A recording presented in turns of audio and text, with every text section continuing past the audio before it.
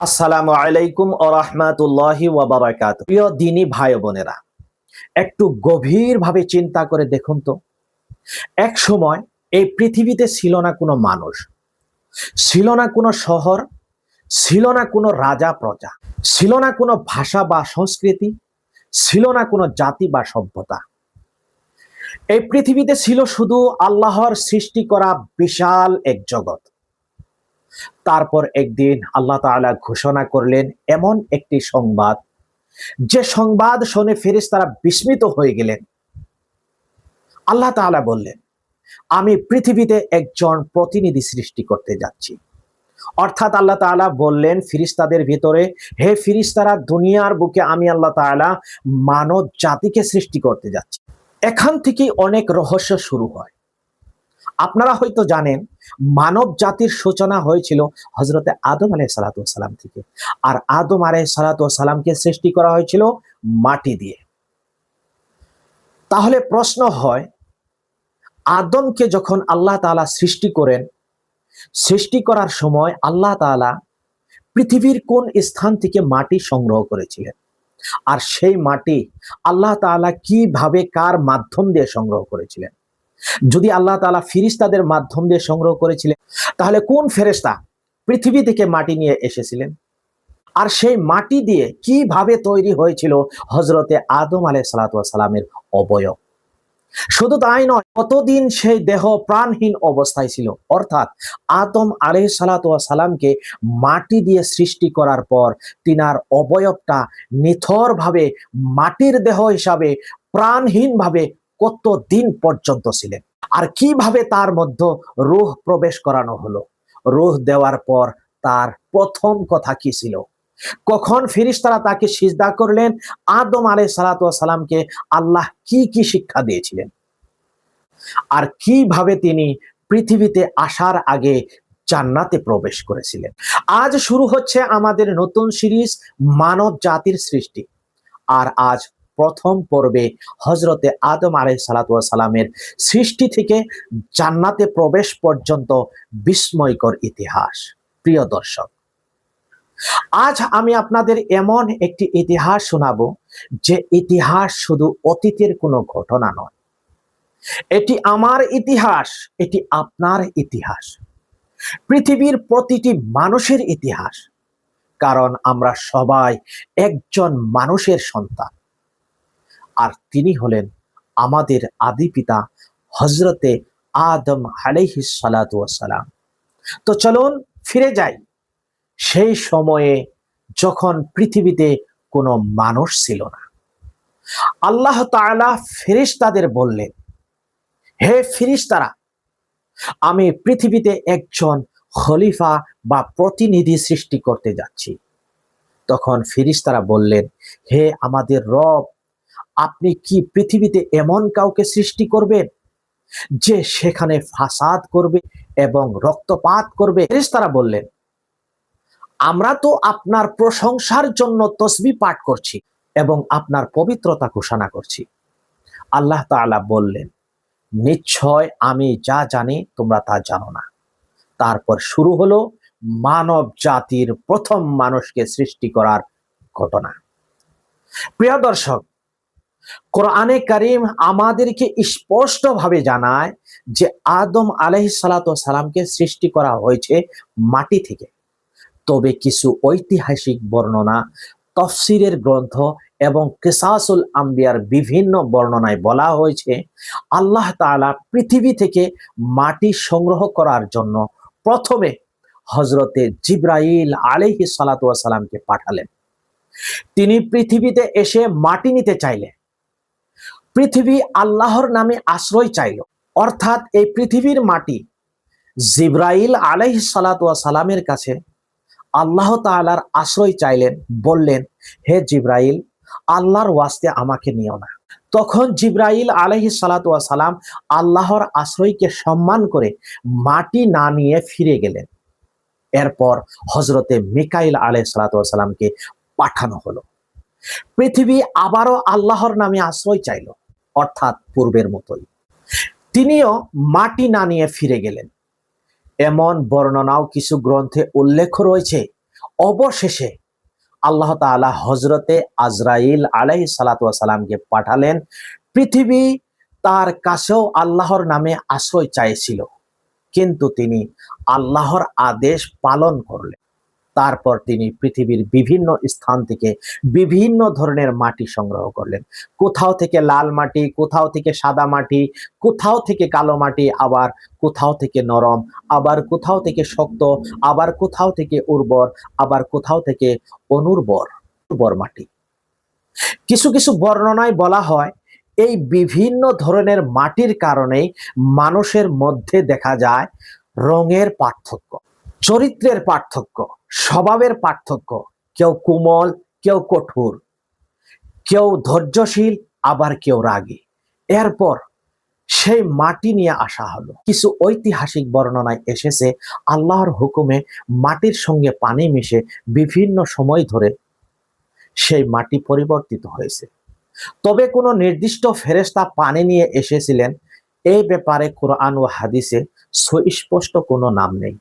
তারপর সেই মাটি থেকে আল্লাহ তাআলা সৃষ্টি করলেন একটি পূর্ণাঙ্গ মানব দেহ।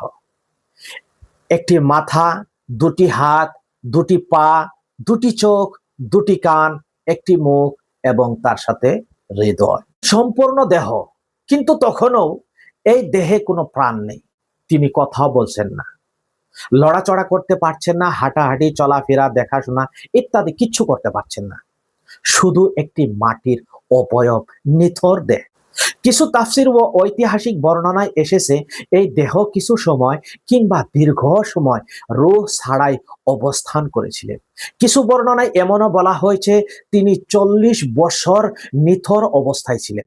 অর্থাৎ অর্থাৎ কিছু কিছু বর্ণনায় এসেছেন যে হযরতে আদম আলাইহিস সালাতু ওয়াস সালামকে বানানোর পর রূহবিহীন, রূহ ছাড়া শুধু মাটির দেহ, মাটির অবয়ব, একটি নিথর দেহর মতো পড়ে রয়েছিলেন প্রায় 40 বছর পর্যন্ত। তবে এই নির্দিষ্ট সময়ের বর্ণনা, এই সময় ইবলিস এসে হযরতে আদম আলাইহিস সালাতু ওয়াস সালামের দেহের চারপাশে ঘুরে ঘুরে দেখতে লাগলো। সে বুঝতে চেষ্টা করেছিল এই নতুন সৃষ্টিকে, এর উদ্দেশ্য কি। সহিহ মুসলিমের একটি বর্ণনায় এসেছেন যে ইবলিস আদম আলাইহিস সালামের অবয়বের চারপাশে ঘুরতো, আর যখন সে দেখলো যে এই অবয়বটি ভেতরে ফাঁপা, তখন সে বুঝলো এটি এমন একটি সৃষ্টি যে নিজেকে পুরোপুরি নিয়ন্ত্রণ করতে পারবে না। ইবলিস তখনও জানতো না এই মানুষই একদিন তার সবচেয়ে বড় শত্রু হয়ে উঠবে। তারপর এলো মানব ইতিহাসের সবচেয়ে বড় বিস্ময়কর মুহূর্ত। আল্লাহ তাআলা তার সৃষ্টিকে পূর্ণাঙ্গ করলেন।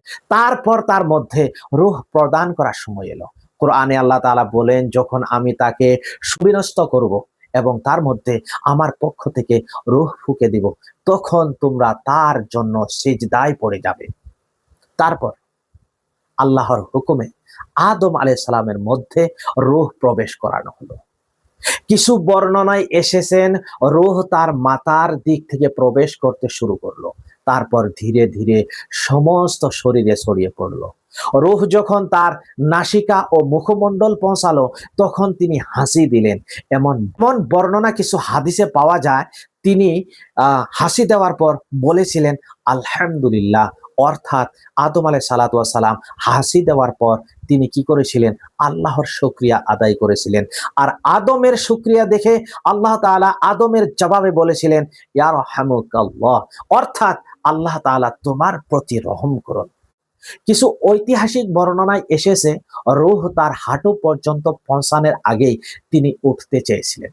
আর তখনই মানুষের তাড়াহুড়া স্বভাবের কথাও বর্ণনা করা হয়। কিন্তু এই বর্ণনাগুলোর সনদ ও বিস্তারিত নিয়ে আলেমদের মধ্যে কিছু মতভেদ রয়েছে। যখন আদম আলাইহিস সালাতু ওয়াস সালামের সৃষ্টি পূর্ণ হলো এবং তার মধ্যে রূহ প্রদান করা হলো, তখন আল্লাহ তাআলা ফেরেশতাদের বললেন তোমরা আদমকে সিজদা করো। সঙ্গে সঙ্গে সব ফেরেশতারা কি করলেন, সিজদায় লুটিয়ে পড়লেন। এটি কোনো ইবাদতের সিজদা ছিল না, বরং এটি ছিল আল্লাহ তাআলার একমাত্র আদেশ। আদম আলাইহিস সালামকে সম্মান করার সিজদা অর্থাৎ তাজিমি সিজদা। কিন্তু একজন সিজদা করলো না, সে হলো ইবলিস।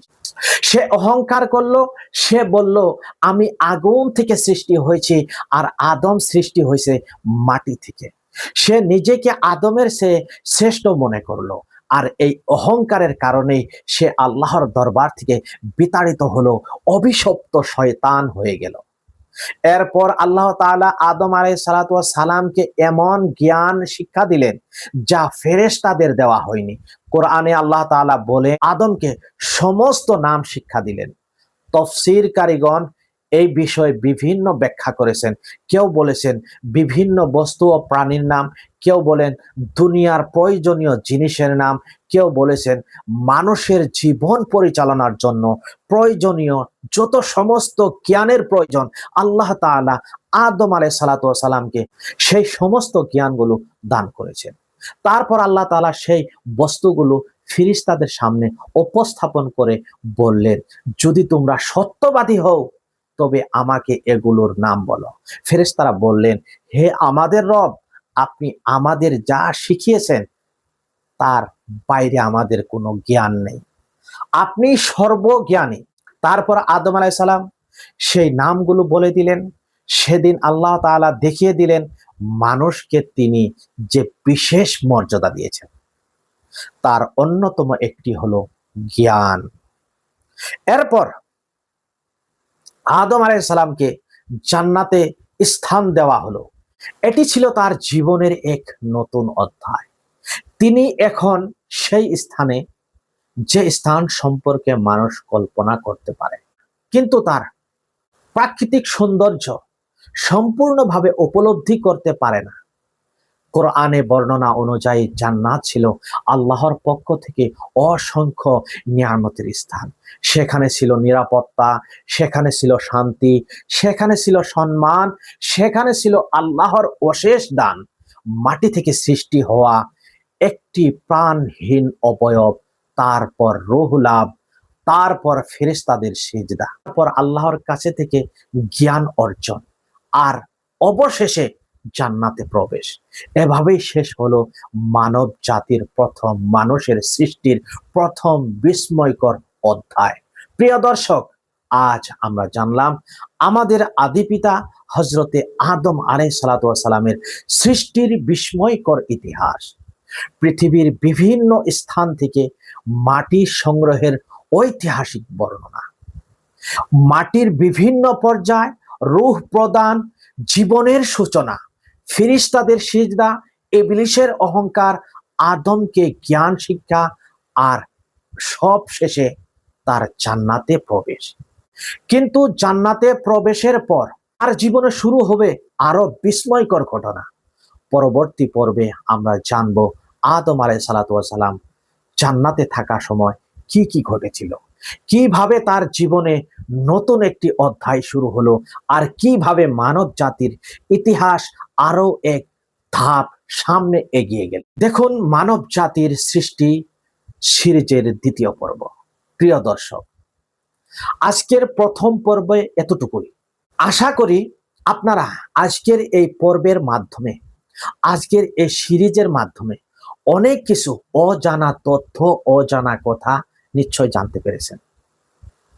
যদি ভিডিওটি আপনাদের কাছে ভালো লাগে তাহলে একটি লাইক করুন, ভিডিওটি আপনার বন্ধু বান্ধবের কাছে পৌঁছিয়ে দেন এবং ভিডিওর কমেন্ট বক্সে আপনারা অবশ্যই আপনাদের একটি মতামত ব্যক্ত করে যাবেন। চ্যানেলে যারা নতুন আসছেন সবাই চ্যানেলটিকে সাবস্ক্রাইব করবেন। আজকের মতো এতটুকুই, আবারও সাক্ষাৎ হবে এই মানব জাতির সৃষ্টির সিরিজের দ্বিতীয় পর্বে। ততক্ষণ পর্যন্ত সবাই সুস্থ থাকুন। আল্লাহ তাবাক্কাল। জাযাকাল্লাহু খাইর। আসসালামু আলাইকুম ওয়া রাহমাতুল্লাহি ওয়া বারাকাতুহু।